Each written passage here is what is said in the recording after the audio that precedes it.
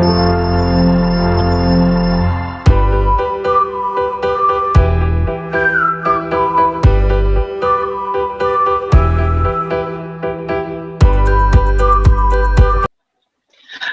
Alehem, Besem Yesus Hamasia, Bapak Ibu, Saudara-saudara terkasih dalam nama Tuhan Yesus Kristus. Bertemu kembali dengan saya, Pastor Juniarson Ginting. Kali ini saya mau berbagi satu topik yang sangat menarik, bagaimana keberadaan kita sebagai murid-murid Kristus di dunia ini. Apakah kita memiliki satu kewajiban yang diperintahkan oleh Tuhan Yesus? Maka kali ini saya akan beri judul topik yang akan kita bahas adalah menjadi saksi Kristus adalah perintah dan bukan pilihan. Pada bagian pertama ini, saya akan membahas topiknya syarat menjadi saksi Kristus.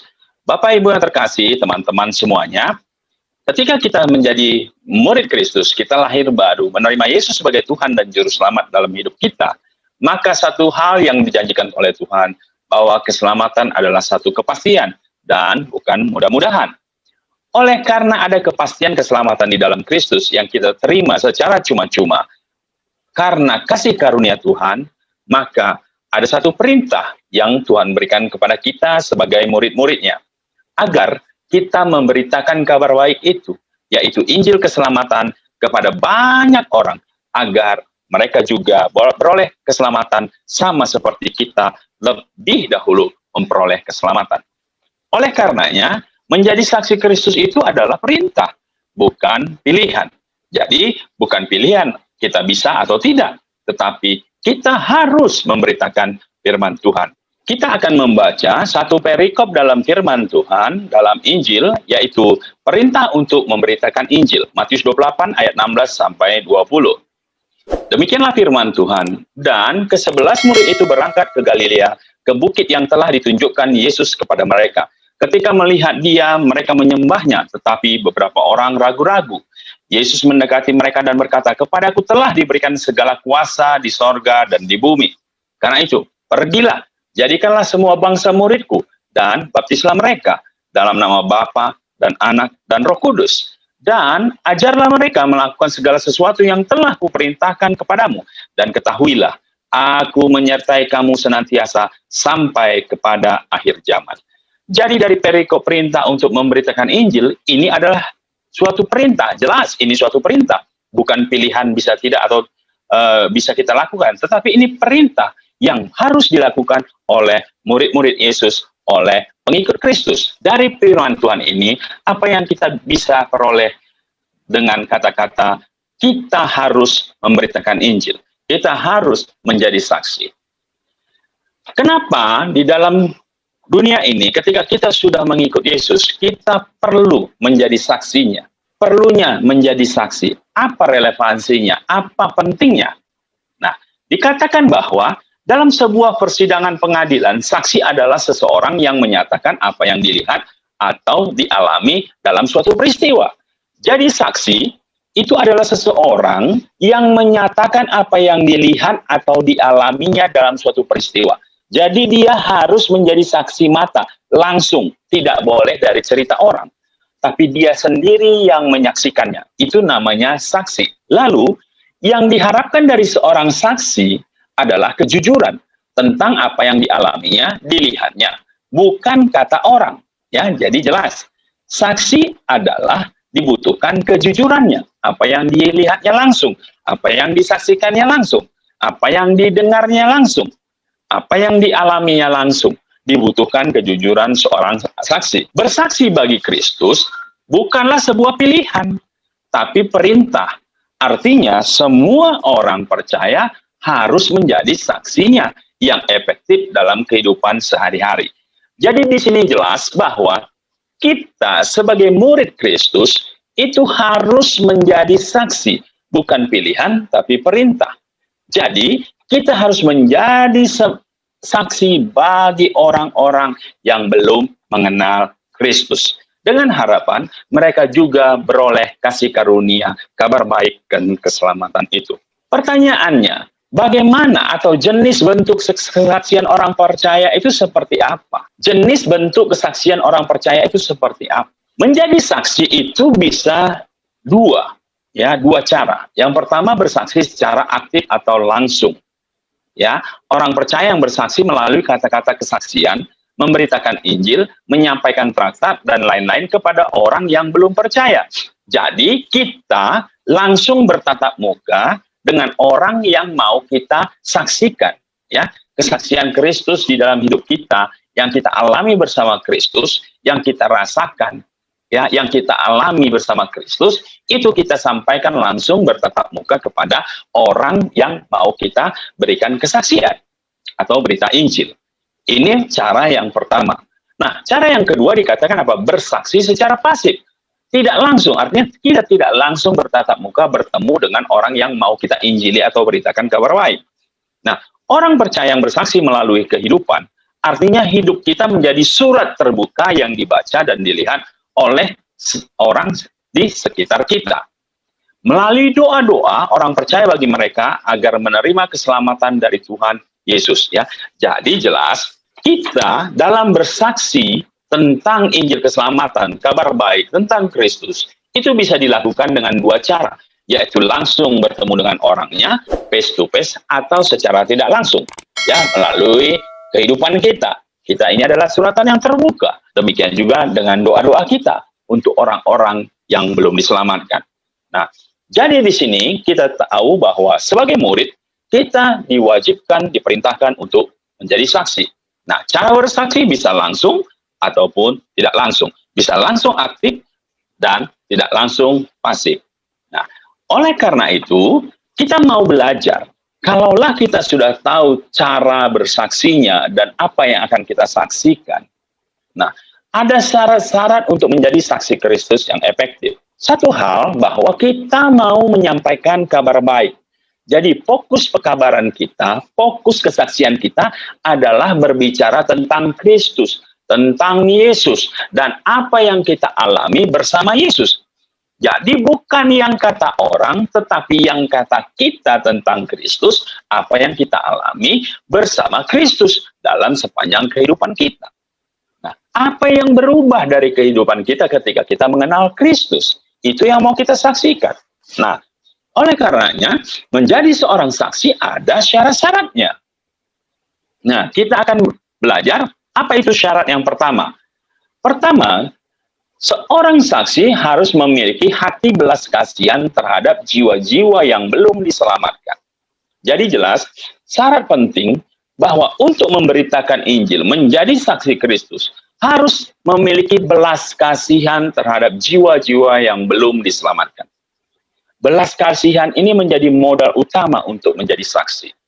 Matius 9 ayat 36 berkata, melihat orang banyak itu tergeraklah hati Yesus oleh belas kasihan kepada mereka, karena mereka lelah dan terlantar seperti domba yang tidak digembalakan atau tidak bergembala. Nah, di sini jelas bahwa Yesus memiliki belas kasihan kepada jiwa-jiwa yang terlantar, yang tidak memiliki gembala. Pertanyaannya, apakah kita juga memiliki rasa hati berbelas kasihan kepada orang-orang yang belum menerima kabar baik, yang belum menerima Kristus dalam kehidupannya? Sedangkan kita sudah lebih dahulu, puji Tuhan, kita mengucap syukur kalau kita lebih dahulu mengenal Yesus, kita lahir baru, kita diselamatkan.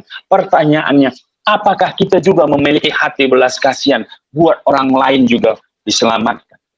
Ini pertanyaan esensi ketika kita mau menjadi saksi Kristus. Tanyakan ini kepada diri kita, pribadi lepas pribadi. Apakah ada dalam hati kita rasa belas kasihan kepada orang-orang yang terhilang itu? Kalau tidak ada, maka untuk menjadi saksi akan berat. Tapi ketika engkau memiliki belas kasihan kepada jiwa-jiwa yang terhilang, yang dibawa oleh setan iblis ke neraka, dan engkau memiliki rasa belas kasihan untuk membawa mereka juga sama seperti engkau ke surga, maka engkau akan menjadi layak untuk menjadi seorang saksi. Nah, yang kedua, apa syarat menjadi saksi? Dikatakan memelihara kepenuhan Roh Kudus di dalam hidupnya. Seberapa penting pengurapan kepenuhan Roh Kudus ada dalam diri kita untuk menjadi saksi Kristus? Efesus 5 ayat 18 berkata, dan janganlah kamu mabuk oleh anggur, karena anggur menimbulkan hawa nafsu, tetapi hendaklah kamu penuh dengan Roh Kudus. Jadi Bapak Ibu, saudara-saudara terkasih dalam nama Tuhan Yesus Kristus, kepenuhan Roh Kudus itu penting. Ya, Kenapa? Karena dengan Roh Kudus, maka kesaksianmu akan penuh dengan kuasa. Karena kita memberitakan firman Tuhan. Firman Tuhan itu berbicara tentang kuasa. Bagaimana engkau menjadi saksi Kristus, menyaksikan ke luar biasaan Kristus, kalau engkau tidak dipenuhi oleh Roh Kudus. Dengan dipenuhi oleh Roh Kudus, maka kita bisa akan maksimal. Kita mengerti kepada siapa kita harus bersaksi, kepada orang siapa kita harus bersaksi, kapan waktunya, di mana, maka Roh Kudus akan yang memimpin kita. Itu kenapa dipenuhi oleh Roh Kudus akan membantu kita untuk menjadi saksi Kristus. Dan kesaksian kita akan maksimal karena Tuhan sendiri yang memberikan kuasa, kemampuan, hikmat, pengetahuan akan Kristus yang harus kita saksikan kepada orang lain. Ketiga, apa yang menjadi syarat untuk menjadi seorang saksi? Dikatakan memiliki kehidupan kekristenan yang bertumbuh. Bapak Ibu, di dalam nama Tuhan Yesus Kristus, apakah mungkin kita menjadi saksi Kristus kalau kita tidak bertumbuh di dalam pengenalan akan Tuhan? Apa yang mau kita saksikan kalau kita tidak mengalami hal-hal luar biasa di dalam Kristus? Efesus 4 ayat 15 berkata, tetapi dengan teguh berpegang kepada kebenaran di dalam kasih kita, bertumbuh di dalam segala hal ke arah Kristus, ke arah Dia, Kristus yang adalah kepala. Bapak Ibu, kita ini gereja, kita ini anggota tubuh Kristus. Ya, apapun peranmu, ya, tapi yang pasti Yesus adalah kepala. Dan yang menjadi kerinduan Yesus adalah kita menjadi serupa dan segambar seperti Dia, yaitu Yesus. Oleh karenanya, untuk menjadi seorang saksi yang memberitakan firman Tuhan kepada orang lain, engkau harus bertumbuh di dalam Kristus. Hanya pohon yang bertumbuh dan besar yang bisa menghasilkan buah. Pohon yang tidak bertumbuh tidak mungkin menghasilkan buah. Itu artinya apa? Untuk kita berbuah, ya, buah-buah roh itu baik itu jiwa, kasih karunia, damai sejahtera, kesabaran, kelemah lembutan dan sebagainya. Maka kita butuh untuk bertumbuh. Pengenalan kita akan Tuhan harus bertumbuh hari lepas hari. Ketika kita punya relasi, hubungan yang baik, yang akrab, yang intim dengan Tuhan Yesus, maka pengenalan kita akan Tuhan semakin bertumbuh hari lepas hari. Dan itulah yang akan kita saksikan kepada orang lain. Jadi kesaksian kita bukanlah karangan atau pengetahuan yang kita terima karena kepintaran kita, tetapi karena ada hubungan pribadi dengan Tuhan Yesus Kristus. Itu yang kita saksikan, dan itu akan powerful, itu akan memiliki kuasa ketika disampaikan kepada orang-orang yang belum mengenal kasih Kristus. Yang keempat, apa syarat untuk menjadi saksi Kristus? Dikatakan berbelas kasihan terhadap orang-orang yang lemah imannya. Apa artinya ini? Berbelas kasihan terhadap orang-orang yang lemah imannya. Hari-hari ini Bapak Ibu, dengan keadaan kondisi yang sekarang, ya, COVID, pandemi, ya, banyak orang yang mengalami masalah Bapak Ibu. Orang tergoncang imannya, lemah imannya. Pertanyaannya, kita sebagai saksi Kristus, apa yang kita miliki? Apakah kita memiliki belas kasihan terhadap orang-orang yang lemah imannya ini? Galatia 6 ayat 1 berkata, saudara-saudara, kalaupun seorang kedapatan melakukan sesuatu pelanggaran, maka kamu yang rohani harus memimpin orang itu ke jalan yang benar, dalam roh lemah lembut, sambil menjaga dirimu sendiri, supaya kamu juga jangan kena pencobaan. Bapak Ibu, hari-hari ini banyak orang yang lemah imannya. Banyak orang yang membutuhkan penguatan dari kita, saksi-saksi Kristus, yang memiliki iman lebih kokoh, lebih kuat. Punyakah kita belas kasihan untuk menyampaikan kabar baik, memberitakan kabar baik, ya, memberitakan kabar keselamatan yang dari Kristus, memberikan penguatan agar iman mereka tidak jatuh, agar mereka tidak murtad dan mengikuti setan-setan, ajaran-ajaran sesat. Hari-hari ini kita perlu banyak bersaksi Bapak Ibu. Gunakan segala cara, alat yang Tuhan berikan, baik itu secara langsung, face to face, baik itu secara tidak langsung, ya, seperti katakanlah media YouTube ini, kita wartakan, kita saksikan kabar baik bersama Yesus itu, melalui doa-doa kita Bapak Ibu. Terbebankan kita mendoakan untuk bangsa kita, pemimpin-pemimpin kita, ya, gembala-gembala kita, pengerja-pengerja yang ada di gereja kita, umat-umat Allah, hari-hari ini membutuhkan dorongan, bantuan, doa-doa kita. Penguatan-penguatan iman bagi mereka, agar mereka tidak terhilang Bapak Ibu. Ini syarat menjadi saksi Kristus, berbelas kasihan terhadap orang yang lemah imannya. bukan engkau kutuk, bukan engkau hina, apalagi engkau sesat-sesatkan ketika dia lemah.